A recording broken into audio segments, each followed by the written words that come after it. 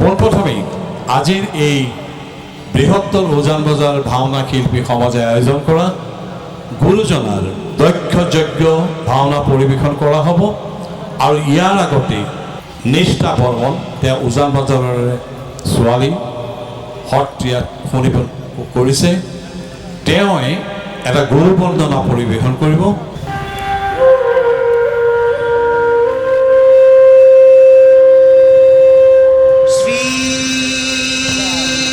कृष्णाय नमः।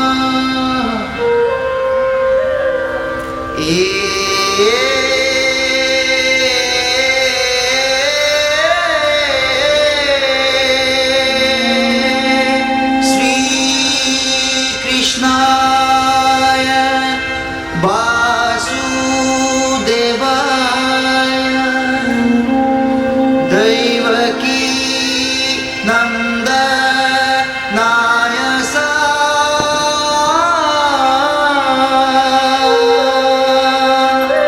नंद गोप कुमाराय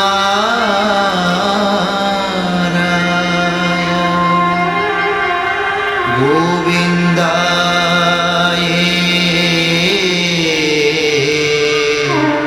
नमो नमः। नमः पंकज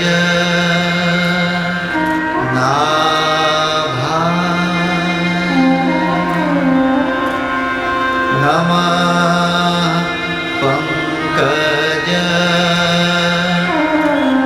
मालिने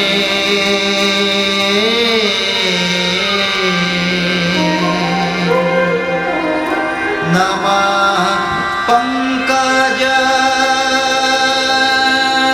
नेत्राय नमस्ते पंकजंघ्राय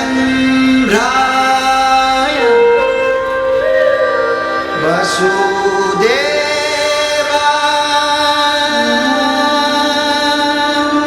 सुतं कृष्णं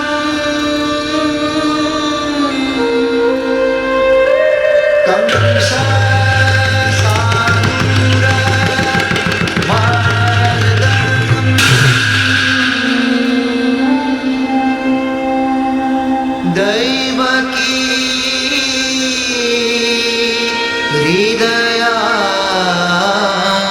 हृदयानन्दं कृष्णं वन्दे जगद्गुरु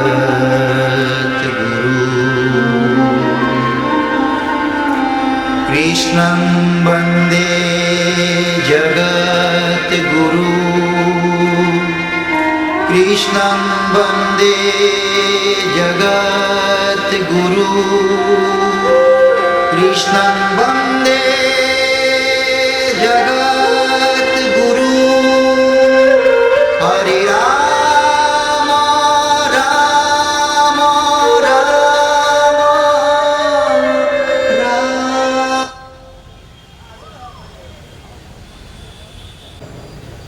এতিয়া আমি আহি লক্ষ্যত উপনীত হৈছোঁ। আজিৰ এই বৃহত্তৰ উজান বজাৰ ভাওনা শিল্পী সমাজে আয়োজন কৰা দক্ষ যজ্ঞ ভাওনা এই সম্বৰ্ধনা অনুষ্ঠান আছে, আমি পৰিৱেশন কৰিম। ইয়াৰ আগতে মই বৃহত্তৰ উজান বজাৰ ভাওনা শিল্পী সমাজৰ সভাপতি কৈলাশ শৰ্মাদেৱ, ডক্টৰ অমৰেন্দ্ৰ চৌধুৰীদেৱে আমাৰ প্ৰভু শ্ৰী শ্ৰী আউনীআটী সত্ৰৰ সত্ৰাধিকাৰ ডক্টৰ পীতাম্বৰ দেৱ গোস্বামীক মঞ্চলৈ আদৰি আনিবলৈ অনুৰোধ জনাইছোঁ। এয়া প্ৰভুৰ মঞ্চত প্ৰৱেশ। আমি ধন্য মানিলে প্ৰভু যে আমাৰ এই অনুষ্ঠানত আপুনি দৰ্শন দিয়াৰ বাবে নথৈ আনন্দিত।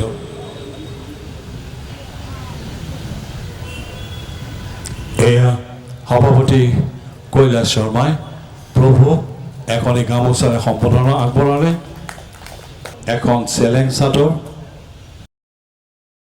অংগবস্ত্ৰ আৰু তামোল পাণ এযোৰ আৰু প্ৰভুলৈ আমাৰ ৰাইজে মৰম কৰি সামান্য যৎ কিঞ্চিত উপহাৰ আগবঢ়াইছোঁ। প্ৰভুৱে গ্ৰহণ কৰি আমাক যেন ধন্য কৰে আৰু যেন আপোনাৰ আশীৰ্বাদ আমি সদায় বিচাৰোঁ।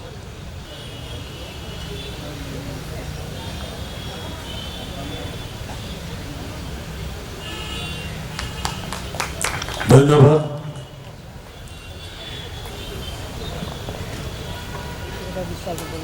প্ৰতি পূজ্যপাদ বিদ্যাৰ ভূষণ পণ্ডিত প্ৰবৰ ডক্টৰ পীতাম্বৰ দেৱ গোস্বামীৰ সমীপেষু ঐতিহ্যমণ্ডিত শ্ৰী শ্ৰী আউনীআটী সত্ৰ মাজুলী। নমো নমো নাৰায়ণ প্ৰসন্ন হয়েক হৰি কৰিয়োক মায়ক নিৰ্যান আপোনাৰ মহিমাক আপুনি বেকত কৰি জীৱক কৰিয়া পৰিত্ৰাণ। শ্ৰদ্ধাভাজনেষু হে মান্যবৰ, জয় জয়তে গুৱাহাটীৰ বৃহত্তৰ উজান বজাৰ ভাওনা শিল্পী সমাজে আপোনাক সেৱা আৰু ভক্তিৰে যাচি লৈ অন্তৰত সোমাই থকা গুৰুজনাৰ প্ৰতি ভক্তি আপোনাক অৰ্পণ কৰিলোঁ, যাতে গুৰুজনাই আপোনাৰ দ্বাৰাই আমাৰ সেৱা গ্ৰহণ কৰে। গুৰুজনা নোহোৱাৰ পাছত আমাৰ বাবে আপুনি এগৰাকী মাৰ্গদৰ্শক। অসমৰ দুৰ্দিনত গুৰুজনাৰ আদৰ্শৰ বাট দেখুৱাই দিবলৈ আৰু আধ্যাত্মিকতাৰে অসম উদ্ধাৰৰ বাবে আপোনাৰ জন্ম হৈছিল এই বৰ অসমত। শলাগ লৈছোঁ যে আপুনি এই অসম, ভাৰতবৰ্ষ আৰু বিদেশতো শংকৰী কৃষ্টি ৰাইজৰ আগত প্ৰচাৰ কৰিলে। আপুনি জপ তপ ধ্যানেৰে যি শিক্ষা আৰু জ্ঞান লাভ কৰিলে আমি সেৱা আৰু ভক্তিৰে গ্ৰহণ কৰিলোঁ। আপুনি জীৱনত যি দুখ কষ্ট অতিবাহিত কৰিলে আমি সৰ্বসাধাৰণ ৰাইজে হৃদয়ংগম কৰিব পৰা নাই। হয়তো ভাবিছোঁ ধৰ্মৰ দিশটো অতি কষ্ট আৰু কঠিন পৰীক্ষা হয়। এই পৰীক্ষাত উত্তীৰ্ণ হ'লেহে ঈশ্বৰত্ব লাভ কৰে। ক'বলৈ গ'লে আপুনিও এগৰাকী অন্তৰ্যামী।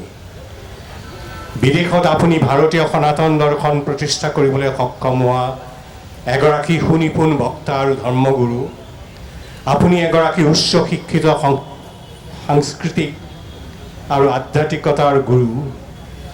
প্ৰভু, শেষত ক'বলৈ আগবাঢ়িলোঁ যে আপুনি এগৰাকী ভাৰতবৰ্ষৰ সনাতন মূলৰ এগৰাকী মানৱ দৰদী সম্পদ। আমাৰ এই অনুষ্ঠানলৈ আপোনাৰ পৰা সদায় যেন আশীৰ্বাদ থাকে, এই লিখনিৰে আপোনালৈ যাচিলোঁ বৃহত্তৰ উজান বজাৰ ভাওনা শিল্পী সমাজৰ তৰফৰ পৰা এক অন্তৰৰ প্ৰশস্তি পত্ৰ। ধন্যবাদেৰে ভৱতীয় ইয়াতে সভাপতি কৈলাশ শৰ্মা ডাঙৰীয়া, কাৰ্যকৰী সভাপতি দ্বিজেন হাজৰিকা, সাধাৰণ সম্পাদক শ্ৰী গায়ত্ৰী ডেকা আৰু সাংস্কৃতিক সম্পাদক শ্ৰীযুত ৰবীন ডেকাই স্বাক্ষৰ কৰিছে।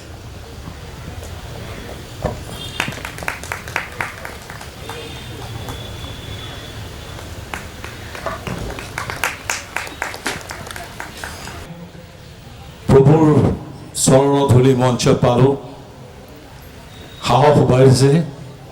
প্ৰভু এটা ইয়াৰ লগতে উদ্দেশ্যও লৈ আহিছে যে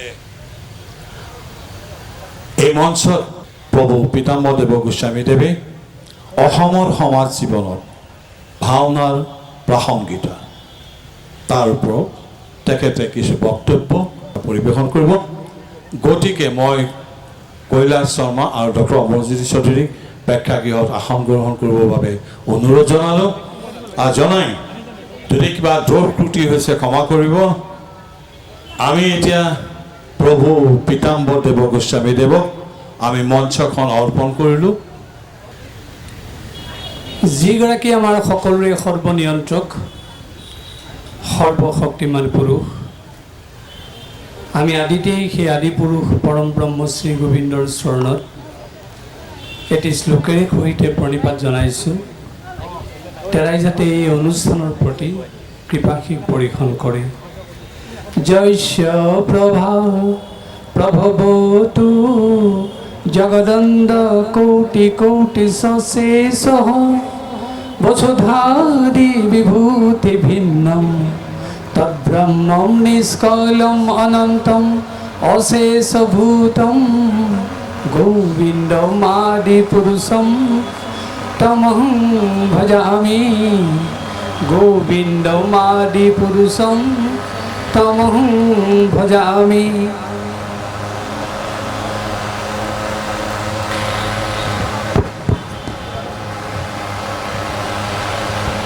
বৃহত্তৰ উজান বজাৰ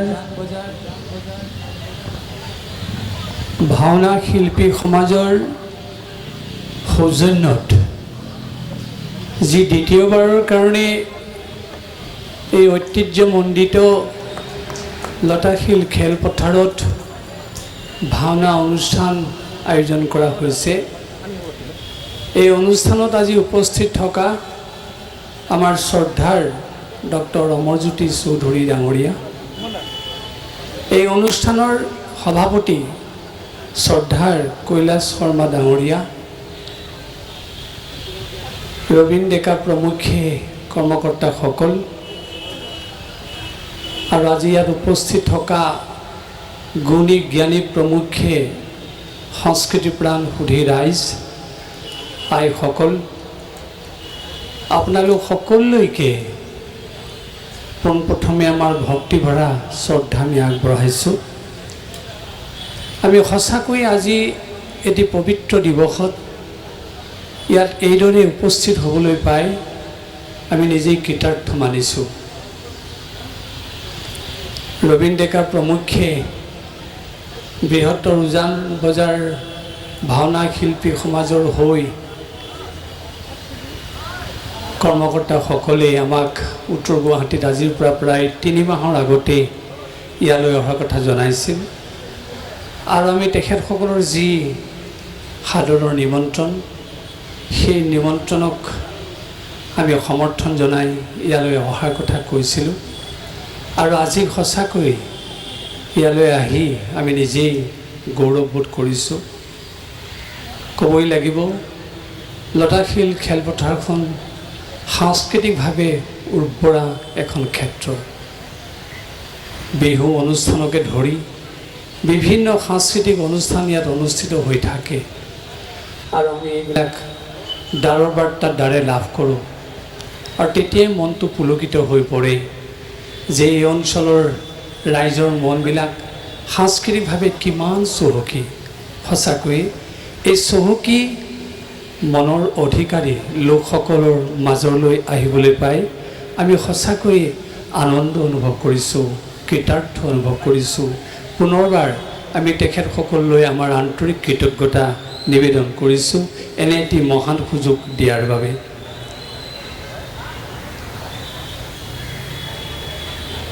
ক'বই লাগিব, মহাপুৰুষ শ্ৰীমন্ত শংকৰদেৱ গুৰুজনাই আমাক যি ভাওনা দি থৈ গ'ল, দৰাচলতে এই ভাওনা অসমীয়া জনতাৰ বাবে নৈতিক, আধ্যাত্মিক, সামাজিক, সাংস্কৃতিক জীৱনৰ সোঁত, মীনা কৰা সোঁত। আমি সকলোৱে জানো, নৈতিক, আধ্যাত্মিক, সামাজিক, সাংস্কৃতিক চিন্তাৰ অবিহনে আমাৰ জীৱন সম্পূৰ্ণ হ'ব নোৱাৰে। বিশেষকৈ অসমীয়া সমাজৰ জীৱন সম্পূৰ্ণ কৰাৰ ক্ষেত্ৰত ভাওনাই বিশেষ ভূমিকা গ্ৰহণ কৰি আহিছে।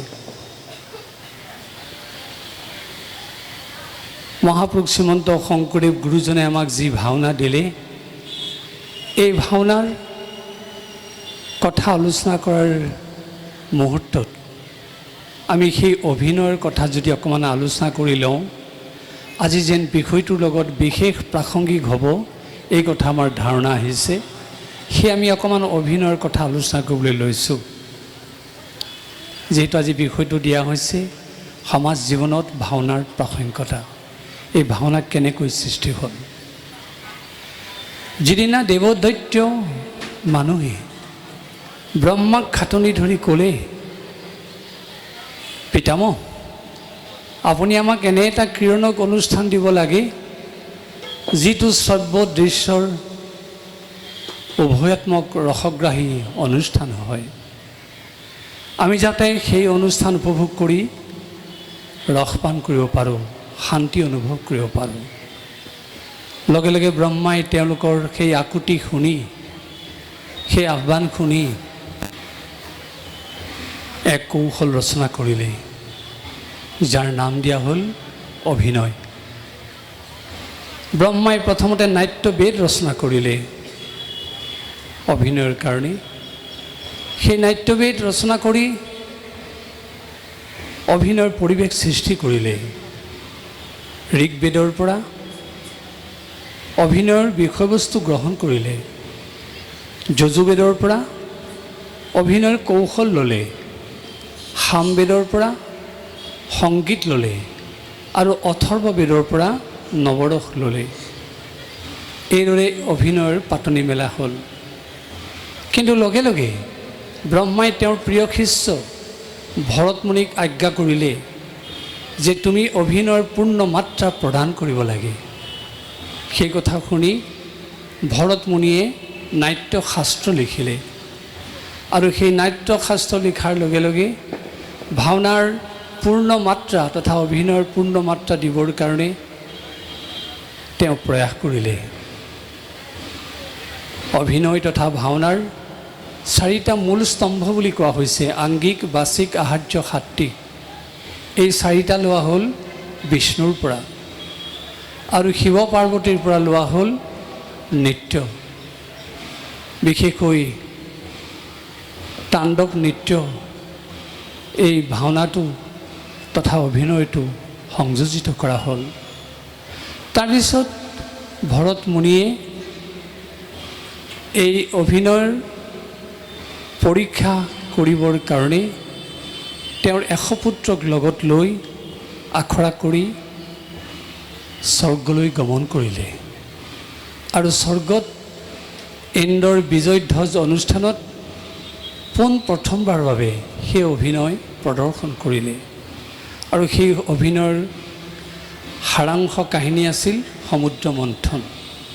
এই আছিল অভিনয়ৰ প্ৰথম পাতনি। তাৰপিছত সত্যযুগত প্ৰহ্লাদে বলিৰ সভাত দৈত্য শিশুসকলক লৈ যি অংগ সঞ্চালন কৰি প্ৰভুৰ লীলা প্ৰদৰ্শন কৰি দেখুৱাইছিল, সেয়া আছিল অভিনয়ৰ আৰ্হি। ঠিক তেনেকৈ ত্ৰেতা যুগত ঋষিসকলে শ্ৰীৰামচন্দ্ৰক পাবৰ কাৰণে যি আংগিক লীলা কৰি অংগ সঞ্চালন কৰি প্ৰভু ৰামচন্দ্ৰক সন্তুষ্ট কৰাৰ কাৰণে প্ৰয়াস কৰিছিলে, সেয়া আছিল ত্ৰেতা যুগৰ অভিনয়ৰ আৰম্ভণি। আৰু দাপৰত ৰাসমণ্ডলত কৃষ্ণই গোপীসকলৰ সৈতে যেতিয়া ৰাসক্ৰিয়া কৰিছিল, সেই গোপীসকলে যেতিয়া কৃষ্ণক হঠাতে পাই আকৌ হেৰুৱাইছিল, তেতিয়া তেওঁক পাবৰ কাৰণে কৃষ্ণলীলা প্ৰদৰ্শন কৰিছিল। কোনোবাই অঘাসুৰৰ ভাও লৈছিল, কোনোবাই বকাসুৰৰ ভাও লৈছিল, কোনোবাই তৃণাৱৰ্ত অসুৰৰ ভাও লৈছিল, কোনোবাই প্ৰলম্ব অসুৰৰ ভাও লৈছিল, কোনোবাই কালীয় দমন কৰি দেখুৱাইছিল, কোনোবাই যশোদা কৃষ্ণৰ ভাও লৈছিল। এইদৰে লীলা কৰোঁতে কৰোঁতে সঁচাকৈ তেওঁলোকৰ সন্মুখত কৃষ্ণ আহি উপস্থিত হৈছিলহি। এই আছিল দাপৰ যুগৰ অভিনয়ৰ আৰ্হি। ঠিক সেইদৰে কলিযুগত যিদিনাখন পৰীক্ষিতে মুক্তি লাভ কৰিলে, সেই মুক্তিৰ তত্ত্ব অনুভৱ কৰি তাত থকা সমবেত ঋষিসকলে একেলগে ঊৰ্ধ্ববাহু হৈ সমস্বৰে অংগ সঞ্চালন কৰি কৃষ্ণলীলা প্ৰদৰ্শন কৰিছিল। এই আছিল কলিযুগৰ অভিনয়ৰ আৰম্ভণি। ইয়াৰ পিছত ভাৰতৰ বিভিন্ন স্থানত নাট্যধৰ্মী অনুষ্ঠানৰ সৃষ্টি হ'ল আৰু অসমত মহাপুৰুষ শ্ৰীমন্ত শংকৰদেৱ গুৰুজনাই ভাওনাৰ নামত আমাক এই নাট্য অনুষ্ঠান প্ৰদান কৰি থৈ গ'ল। কিন্তু ক'বই লাগিব এই ভাওনা সকলো নাট্য অনুষ্ঠানৰ ভিতৰত ব্যতিক্ৰমী অনুষ্ঠান আৰু একক অনুষ্ঠান। এই নাট্য অনুষ্ঠানে তথা ভাওনাই আমাৰ সকলো শ্ৰেণীৰ মানুহক একেলগে সমবেত কৰিব পাৰে আৰু সকলো শ্ৰেণীৰ মানুহক একেলগে শিক্ষা দিব পাৰে। ভাওনাৰ যি 7টা উপাদানৰ কথা কোৱা হৈছে তাৰ যোগেদি আমাক এই বাৰ্তা দিয়া হৈছে। কেনেকৈ চাওক,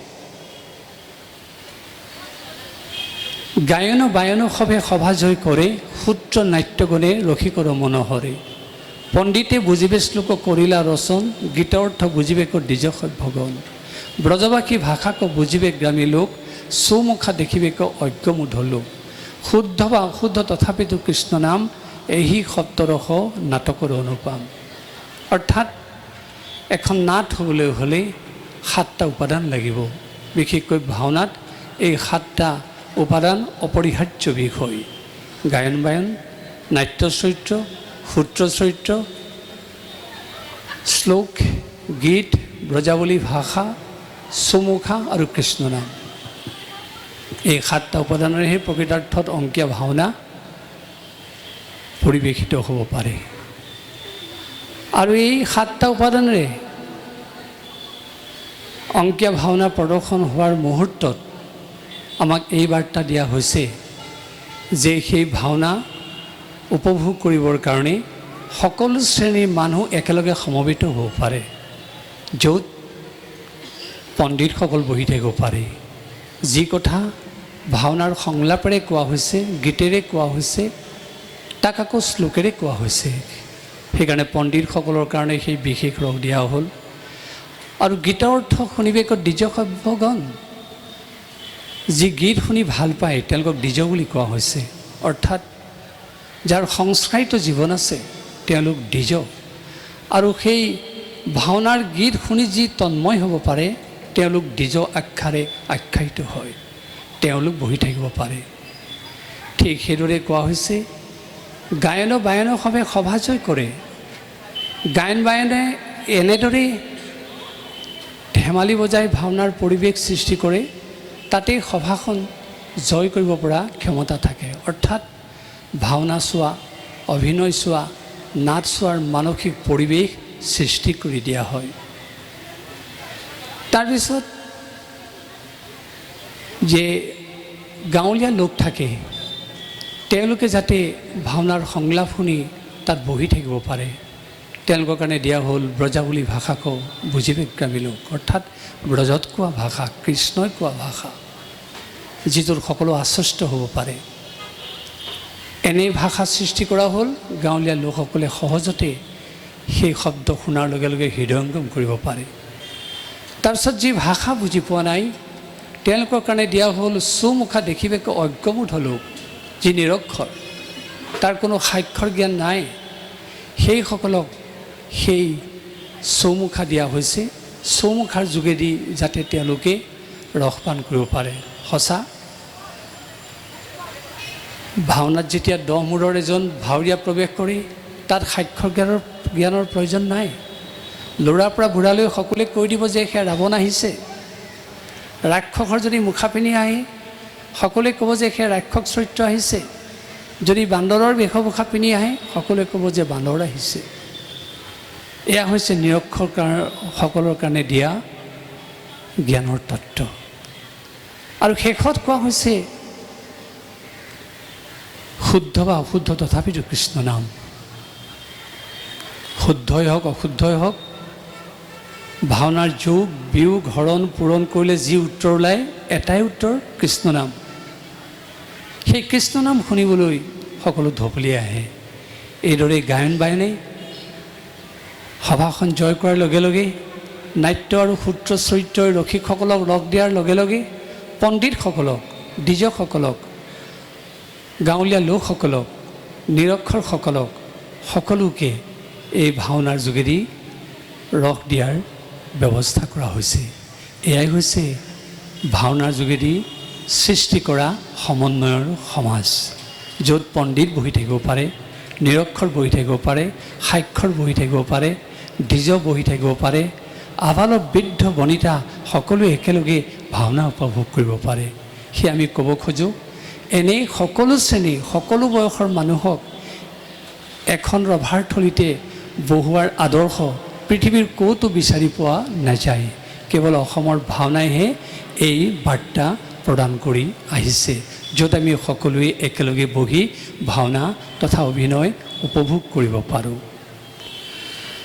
মহাপুৰুষ শ্ৰীমন্ত শংকৰদেৱে যেতিয়া ভাওনা দি থৈ গ'ল, সেই ভাওনা প্ৰথমতে আৰম্ভ কৰোঁতে তেৰাই 19 বছৰ বয়সতেই সেই চিহ্নযাত্ৰা ভাওনা আৰম্ভ কৰিছিল। অৱশ্যে সেই ভাওনাখনিত সম্পূৰ্ণ উপাদান তাত জড়িত হোৱা নাছিল, তথাপি ভাওনাৰ আৰ্হি আছিল। আৰু এনে কৌশলেৰে চিহ্নযাত্ৰা ভাওনা প্ৰদৰ্শন কৰিলে সকলোৱে দেখি তাত তন্ময় হৈ সেই শংকৰদেৱক সকলোৱে প্ৰশংসা কৰিছিলে আৰু তাৰপিছত আকৌ ভাওনা চাবৰ কাৰণে অনুৰোধ কৰিছিলে। সেই চিহ্নযাত্ৰা ভাওনাৰ পিছত মহাপুৰুষজনাই মূলতঃ 6খন নাট লিখিলে। থোৰতে ক'বলৈ গ'লে কা কে ৰু ৰা প পা, অৰ্থাৎ কালীয় দমন, কেলি গোপাল, প পা পত্নী প্ৰসাদ, পাৰিজাত হৰণ, উৰুৰা ৰুক্মিণী হৰণ আৰু ৰাম বিজয়। এই 6খন নাটকৰ যোগেদি মহাপুৰুষজনাই যি আমাক ভাওনাৰ শৈলী দি থৈ গ'ল, এয়া সঁচাকৈয়ে অমূল্য উপাদান। আৰু ভাওনাৰ যোগেদি আমাক আচলতে এই বাৰ্তা দিয়া হৈছে, যিজন অধৰ্মী তেওঁক ধাৰ্মিক হোৱাৰ জ্ঞান দিয়া হৈছে ভাওনাৰ জৰিয়তে। যিজন কামাতুৰ তেওঁক কামৰ নিয়ন্ত্ৰণৰ শিক্ষা দিয়া হৈছে ভাওনাৰ জৰিয়তে। যিজন নিস্তেজ তেওঁক তেজ প্ৰদান কৰা হৈছে ভাওনাৰ জৰিয়তে। যিজন লোভী তেওঁক সংযমী হোৱাৰ শিক্ষা দিয়া হৈছে ভাওনাৰ জৰিয়তে। যিজন একাত্মচিন্তাৰ অধিকাৰী কেৱল নিজক লৈ ব্যস্ত, তেওঁক দিয়া হৈছে ভাওনাৰ যোগেদি সামূহিক চেতনা। এইদৰে ভাওনাই আমাৰ পৰিশীলিত জীৱন দিয়ে। এই ভাওনাই আমাক আৰু কেনেকৈ সতৰ্ক কৰি দিয়ে, এই ভাওনাই আমাক কেনেকৈ নিয়ন্ত্ৰণ কৰে, ভাওনাই আমাৰ কেনেকৈ পৰিশীলিত জীৱন দিয়ে, আমি যদি ভাওনাৰ গীত মাতৰ ভিতৰলৈ সোমাই যাওঁ, তাৰ লগে লগে আমি সেই কথাখিনি সহজে অনুভৱ কৰিব পাৰিম। সেই আমি দুই এটা গীতৰ আশ্ৰয় ল'বলৈ আমাৰ শিল্পীসকলক আমি বহুৱাই থৈছোঁ। তেখেতসকলক আমি দুই এটা গীত পৰিৱেশন কৰিবলৈ ক'ম। কেনেকৈ আমাক নিয়ন্ত্ৰণ কৰে, ভাওনাই আমাক কেনেকৈ পৰিশীলিত জীৱন দিয়ে, নিশ্চয় আপোনালোকে সহজে অনুভৱ কৰিব পাৰিব। যেতিয়া ভাওনাত ভগৱান কৃষ্ণ প্ৰৱেশ কৰে, সেই কৃষ্ণ প্ৰৱেশ কৰোঁতে যি গীত তালৰ আশ্ৰয় লোৱা হয়, তাত কেনেকৈ আধ্যাত্মিক ভাৱটো জড়িত হৈ আছে, সেই গীতটো শুনাৰ লগে লগে আপোনালোকে অনুভৱ কৰিব পাৰিব। আপোনালোকে জানে, তথাপি আমি অকণমান আকৌ আপোনালোকৰ সন্মুখত সেই গীতটি দাঙি ধৰিবলৈ প্ৰয়াস কৰিছোঁ। যদু দত্তক আমাৰ ভগৱান কৃষ্ণ প্ৰৱেশৰ গীত অকণমান গাই দিবৰ কাৰণে আহ্বান জনাইছোঁ। কৃষ্ণ হৰি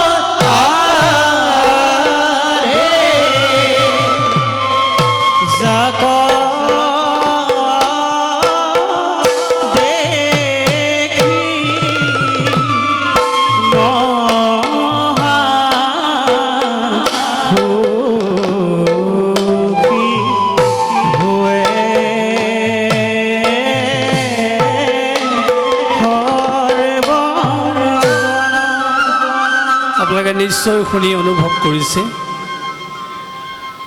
ভগৱান কৃষ্ণ চৰিত্ৰ প্ৰৱেশ কৰাৰ মুহূৰ্তত যি সিন্ধুৰা ৰাগত এক তালত এই গীত পৰিৱেশন কৰা হৈছে কেনেকৈ আমাক আধ্যাত্মিক চেতনা আনি দিয়ে আনহে নালাগে নিজৰ সন্তানটোৱে যদি কৃষ্ণ ভাও লয় সেইদিনাখন মাক দেউতাকেও তেওঁক সেৱা কৰে তেওঁ ল'ৰা বুলি কেতিয়াও সেৱা নকৰে এই আধ্যাত্মিক চেতনাই তেওঁক এনেদৰে উদ্ভাৱল কৰে যে সেইখিনি সময়ত সঁচাকৈয়ে ভাওনাত ভগৱান চৰিত্ৰ প্ৰৱেশ কৰিছে আৰু সেই উদ্দেশ্যেৰে সেৱা জনায় আৰু চাওক এই প্ৰৱেশৰ গীতৰ তালত কেনেকৈ বিনীত ভাৱ জড়িত হৈ আছে ঠিক তেনেকৈ ভাওনাত উদ্ধত চৰিত্ৰ প্ৰৱেশ কৰিব পাৰে কিন্তু তাৰ মাজতো তেওঁক নিয়ন্ত্ৰণৰ মাত্ৰা প্ৰদান কৰা হৈছে কেনেকৈ তাৰ এটি গীত আমি জৰুৰতক পৰিৱেশন কৰিবৰ কাৰণে আহ্বান জনাইছোঁ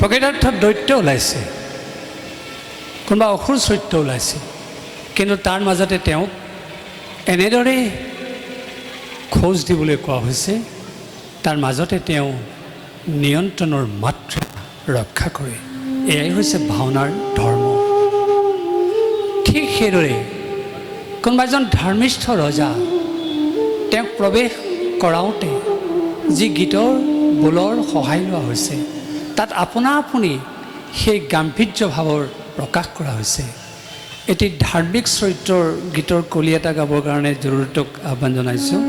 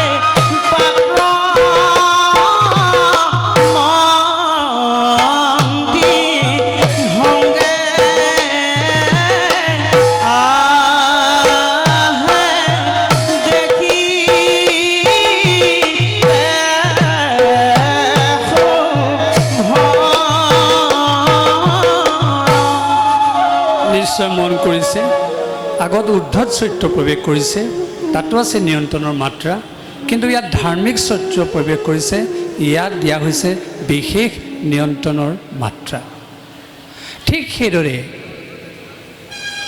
যেতিয়া ভাৱৰীয়াৰ উগ্ৰভাৱ প্ৰকাশিত হয় তেতিয়া দুই চৰিত্ৰই কেতিয়াবা যুদ্ধৰ কাৰণে তেওঁলোক উদ্যত হয় বা দুটা দলেও যুদ্ধ কৰে যুদ্ধ কৰাৰ আগ মুহূৰ্তত সেই ৰাজ্যখনৰ পৰা তেওঁলোকে পোনে পোনে যুদ্ধ কৰিবলৈ নাযায় তেওঁলোকে যুদ্ধ যাত্ৰাৰ যিটো উদ্যোগ গ্ৰহণ কৰে তাতে আছে আমাৰ যুদ্ধ যাত্ৰাৰ গীত তাৰ এটা গীত পৰিৱেশনৰ কাৰণে জৰুৰতক আহ্বান জনাইছোঁ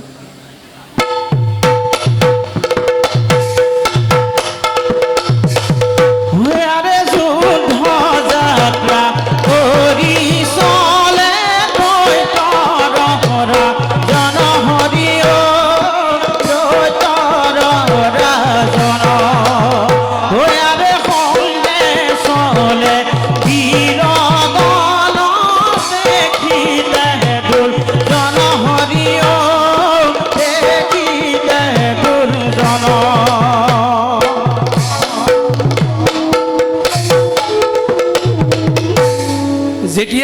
দুখ যুদ্ধত তেওঁলোক অৱতীৰ্ণ হ'ব। তেওঁলোকক পোনে পোনে অস্ত্ৰ প্ৰয়োগ কৰিবলৈ কোৱা নাই। ভাওনাৰ গীতৰ তালৰ যোগেদি পয়াৰৰ যোগেদিহে তেওঁলোকক যুদ্ধ কৰিবলৈ কোৱা হৈছে। তেনে এটা যুদ্ধৰ পয়াৰৰ আমি এটা আৰ্হি দিবৰ কাৰণে দত্তক আহ্বান জনাইছোঁ।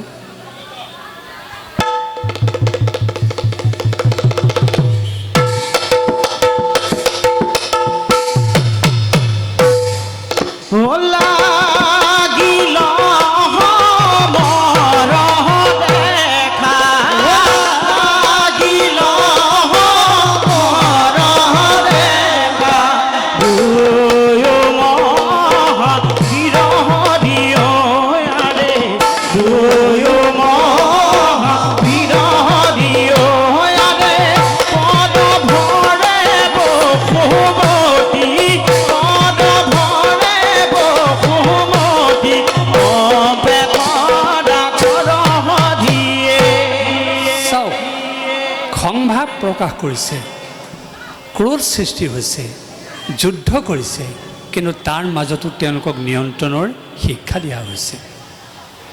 ঠিক সেইদৰে কোনোবাই দুখ কৰিছে কোনো ভাওনাৰ চৰিত্ৰই, তাতো তেওঁক দুখ কৰিবলৈ নীতিগতভাৱে বাৰ্তা দিয়া হৈছে, যাক আমি ভাওনাত বিলাপ বুলি কওঁ। একাৱলী, মুক্তাৱলী, বিন্ধ্যাৱলী, ধৰমজ্যোতি, লেছাৰী, জোনা আদি বিলাপ আছে। এই বিলাপৰ যোগেদিহে আচলতে চৰিত্ৰই কান্দিব পাৰে। এই বিলাপৰ যোগেদিহে চৰিত্ৰৰ দুভাৱ প্ৰকাশ কৰিব পাৰে। আমি এটি ধৰমজ্যোতি গীত পৰিৱেশন কৰিবৰ কাৰণে দত্তক আহ্বান জনাইছোঁ।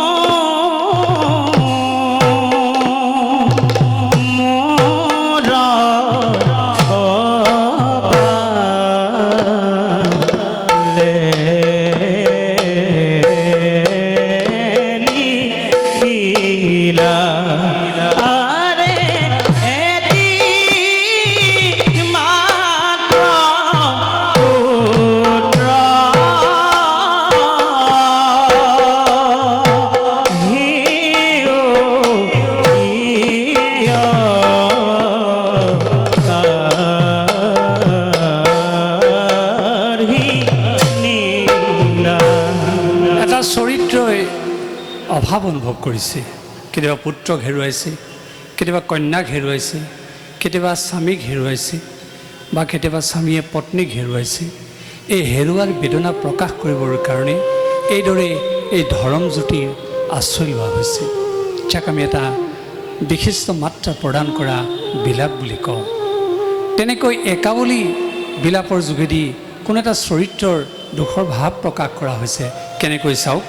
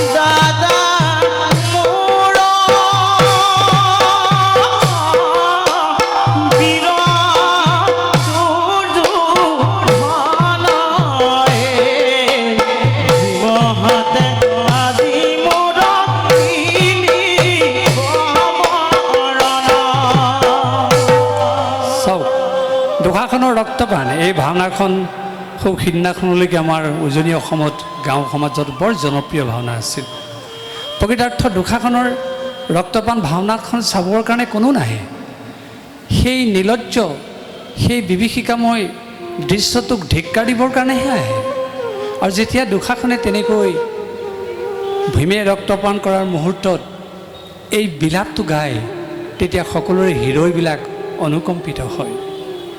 আৰু তাৰ যোগেদি আচলতে মানুহক সেই অনুশোচনা দিয়া হয় যে বেয়া কাম কৰিলে মানুহৰ কি ফল হ'ব পাৰে আৰু ভাল কাম কৰিলে কি ফল হ'ব পাৰে। এয়া আমাৰ সমাজ জীৱনৰ প্ৰাসংগিকতা। ঠিক সেইদৰে এটা মুক্তাৱলী গাবৰ কাৰণে আমি যদু দত্তক আহ্বান জনাইছোঁ।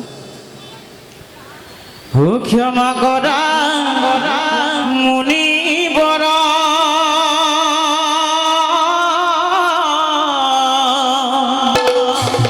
ভৰত চৰণত দুখময় কৰিলো অজ্ঞানবশত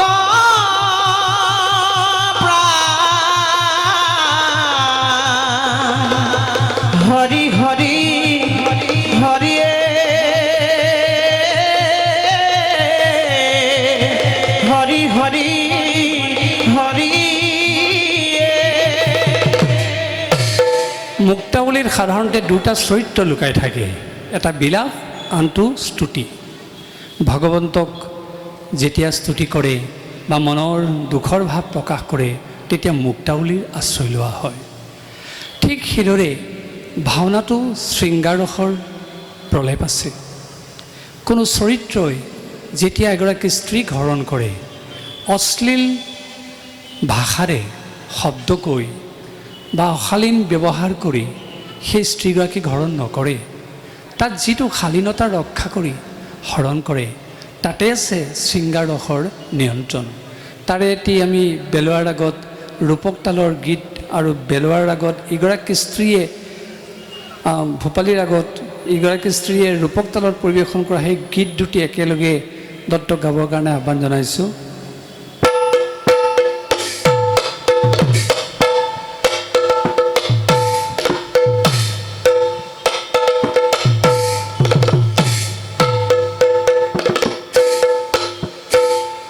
আৰে আহা আহা প্ৰাণে সৰি দিয়ালি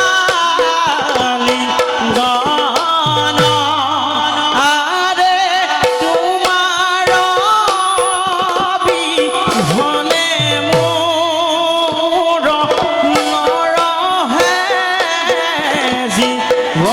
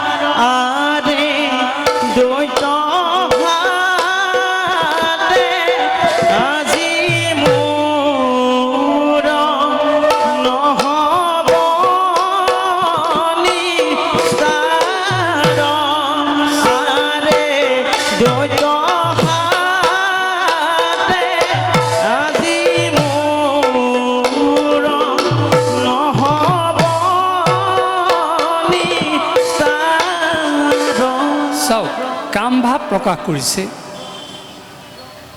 শৃংগাৰ তত্ত্ব প্ৰকাশ কৰিছে, কিন্তু তাতো দিয়া হৈছে মাৰ্জিত ৰূপ। আৰু প্ৰতিবেশী বিপৰীত চৰিত্ৰগৰাকীয়ে কেনেকৈ তেওঁ ৰক্ষা পাবৰ কাৰণে কাতস্বৰে মাতিছে, তাতো আছে সেই বিলাপৰ ক্ৰন্দন। এইদৰে মহাপুৰুষজনাই আমাক যি পৰিশীলিত ৰূপ ভাওনাৰ যোগেদি আমাক দিলে, এয়া সঁচাকৈ পৃথিৱীৰ ক'তো বিচাৰি পোৱা নাযায়। মহাপুৰুষ শ্ৰীমন্ত শংকৰদেৱ গুৰুজনাই প্ৰথমতে সঁচা ভাগৱতৰেই আশ্ৰয় লৈছে।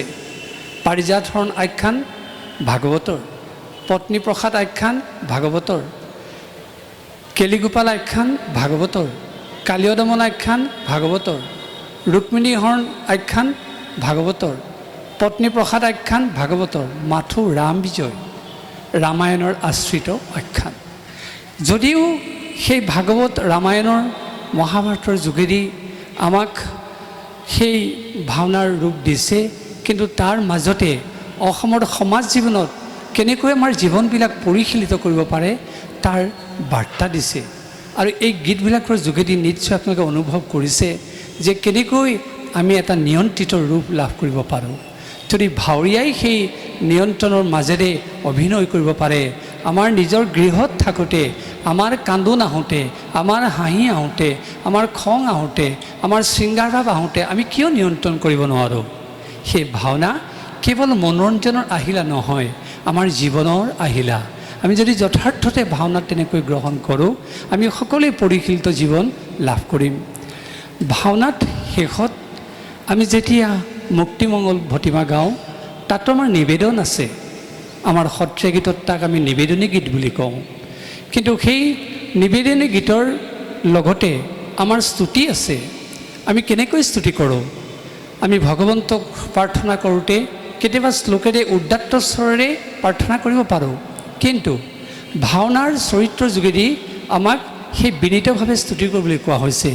কেনেকৈ চাওক, আমাৰ সত্ৰীয়া স্তুতি এটা এনেধৰণৰ: নাথ হৰে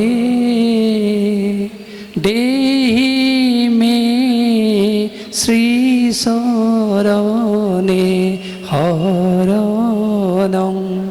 যেতিয়া ভীষ্মৰ শৰসজ্জাত পৰিছিলে, ভীষ্মই তেতিয়া কৃষ্ণক কাকতি স্বৰেৰে এই স্তুতিৰে তেওঁক প্ৰাৰ্থনা জনাইছিলে। কিন্তু আমাৰ গাঁও সভাত যেতিয়া ভাওনা অনুষ্ঠিত হয়, তেতিয়া কিন্তু সকলো চৰিত্ৰই প্ৰায় এটা সুৰেৰেই স্তুতি কৰে। কেনেকৈ? নমো নমো নাৰায়ণ দিয়াদৰিখন তোমাৰ চৰণে মই কৰোঁ বন্দন। চাওকচোন, আমাক উদাত্ত স্বৰে প্ৰাৰ্থনা কৰিবলৈ কোৱা নাই। ভগৱন্তক স্তুতি কৰোঁতেও সমাহিতভাৱে বিনীতভাৱেহে প্ৰাৰ্থনা কৰিবলৈ কৈছে। য'ত দৈত্যয়ো সেই বিনীতভাৱে প্ৰাৰ্থনা কৰিব লাগে, কোনোবা পিশাচ চৰিত্ৰ আছে, দানৱ চৰিত্ৰ আছে, তেওঁ সেই বিনীতভাৱে প্ৰাৰ্থনা কৰিব লাগিব। দেৱতা, মনুষ্য, ঋষি, মুনি, পুৰুষ, স্ত্ৰী সকলো চৰিত্ৰই সেই বিনীতভাৱেৰেহে ভগৱন্তক স্তুতি কৰাটো অত্যন্ত প্ৰয়োজন। আৰু তেনেকৈ ভাওনাৰ যোগেদি আমাক সেই স্তুতিৰ বাৰ্তা দিয়া হৈছে। কেনেকৈ আমি বিনয়ী হ'ব পাৰোঁ, কেনেকৈ আমি বিনয়ী হৈ ভগৱন্তক প্ৰাৰ্থনা কৰিব পাৰোঁ। ভাওনাৰ আৰম্ভণিতে যেতিয়া গায়ন বায়নে সেই অমৃতময় বাণী প্ৰকাশ কৰে, তাৰ যোগেদি আমাক কি শিক্ষা দিছে চাওক। আমি যদু দত্তক সেই গায়ন বায়নৰ আৰম্ভণিৰ স্তৱোক্তি গাবৰ কাৰণে আহ্বান জনাইছোঁ। কৃষ্ণ কৃষ্ণ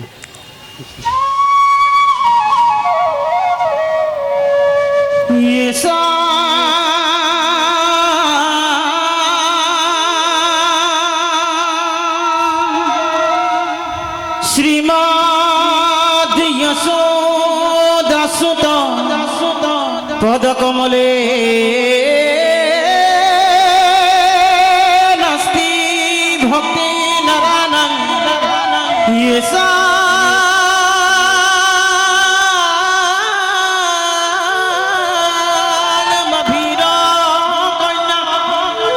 প্রিয় গুণ কথনে নানু রক্ত রসজ্ঞা ইয়েসা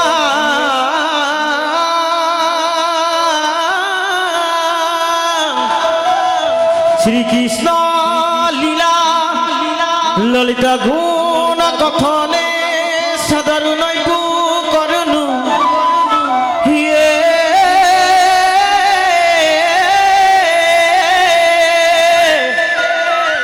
ধিক্কাম ধিক্কাম ধিক্কাম কথয়তিন্যতাং ইতি কীর্তনস্তু মৃদঙ্গয়ে হে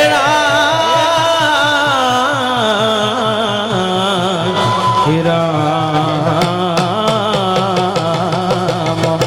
রাম রাম। সঁচা ভগৱত ভক্তিহীন মানুহক, বিশেষকৈ কৃষ্ণ ভক্তিহীন মানুহক মৃদংগয়ো ধিক্কাৰ দিছে। ক'বই লাগিব, কৃষ্ণ ভক্তিহীন জীৱন এডাল জগা কাঠৰ দৰে। জগা কাঠ সকলোৱে চিনি নাপায়, কিন্তু নৈ পৰীয়া মানুহে জগা কাঠ চিনি পায়। বিশেষকৈ ব্ৰহ্মপুত্ৰৰ যেতিয়া ভৰা বাৰিষা হয়, তেতিয়া সেই নৈৰ বুকুত এডাল কাঠ উঠি আহে, সেইডাল ক'লা কেটেপা। নৈ পৰীয়া মানুহে চিনি পায়, তাক ঘৰলৈ লৈ যায়, কিন্তু তাৰ পৰা একো কৰিব নোৱাৰে। তাক পুৰি পুৰি মাত্ৰ সাধাৰণ শীতৰ ল'বৰ কাৰণে লয়। কিন্তু সেই একেখন নৈতে যদি মূল্যৱান কাঠ উঠি আহিছে, সেই কাঠডালো নৈপৰীয়া মানুহে ঘৰলৈ লৈ যায় আৰু নি কি কৰে, তাৰ পৰা মূল্যৱান সম্পদ সৃষ্টি কৰে। আহক আমি আজি এই ভাওনাৰ যোগেদি, এই অনুষ্ঠানৰ যোগেদি আমিও সংকল্প লওঁ যে আমি কোনেও জগা কাঠ হ'বলৈ নিবিচাৰোঁ। কৃষ্ণ ভক্তিৰ যোগেদি আমাৰো জীৱনবিলাক মূল্যৱান সম্পদলৈ যাতে আমি ৰূপান্তৰিত কৰিব পাৰোঁ। আজি সঁচাকৈয়ে বৃহত্তৰ উজান বজাৰ ভাওনা শিল্পী সমাজে যি পৰিৱেশ সৃষ্টি কৰিলে, আমি আকৌ কৈছোঁ, আমি আপ্লুত হৈছোঁ। আৰু আপোনালোকে আমাক যি মৰম দিছে, যি সম্ভাষণ জনাই শ্ৰদ্ধা আগবঢ়াইছে আৰু যি সম্ভাষণ পত্ৰ আগবঢ়াইছে, আমি তাক আশীৰ্বাদ স্বৰূপে গ্ৰহণ কৰিছোঁ। আপোনালোকৰ এই মৰম পোৱাৰ পিছত আমি কেতিয়াও পাহৰিব নোৱাৰোঁ। আমি সঁচাকৈয়ে আপোনালোকৰ অনুষ্ঠানবিলাকত ভৱিষ্যতলৈও সম্পৃক্ত হ'ম, এই প্ৰতিশ্ৰুতি দি আপোনালোক সকলোলৈকে পুনৰবাৰ শ্ৰদ্ধা আগবঢ়াই আমাৰ কথাখিনি ইমানতে সামৰণি মাৰিছোঁ। আৰু আমাৰ কথাখিনি আলোচনা কৰোঁতে যদি ক'ৰবাত ত্ৰুটি ৰৈ গৈছে, আপোনালোক সকলোৱে যাতে ক্ষমা কৰে, যিহেতু সাধুনাং ভূষণং ক্ষমা। নমস্কাৰ। প্ৰভুৰ গুৰুজনৰ কথাৰে আজি এনেকুৱা লাগিছে যে বহু দিনত আমি 500-600 বছৰৰ পিছলৈ গুচি গৈছোঁ। কিয় গুচি গৈছোঁ? যে প্ৰভুৰ কৃষ্ণৰ যিবিলাক কথা আছিল আমি বহুতেই জনা নাই। গতিকে এইখিনি কথা শুনা পাই যেন আমি 500 বছৰৰ পিছলৈ গৈছোঁ। আৰু এই বক্তব্যৰে মঞ্চ শুৱনিৰ লগত শুদ্ধ হোৱাৰ লগত হয়তো লতাশিল খেলপথাৰ প্ৰাংগণখনো শুদ্ধ হোৱা বুলি আমি আশা কৰিছোঁ। গতিকে প্ৰভুৰ বক্তব্য সকলো বুজি পালে আমি ধন্য মানিছোঁ। এনেকৈ যেন অহা বছৰো ভাওনাত আমি তেখেতৰ বক্তব্য শুনিব পাম বুলি আশা ৰাখিছোঁ। প্ৰভুৱে আশীৰ্বাদ কৰিব।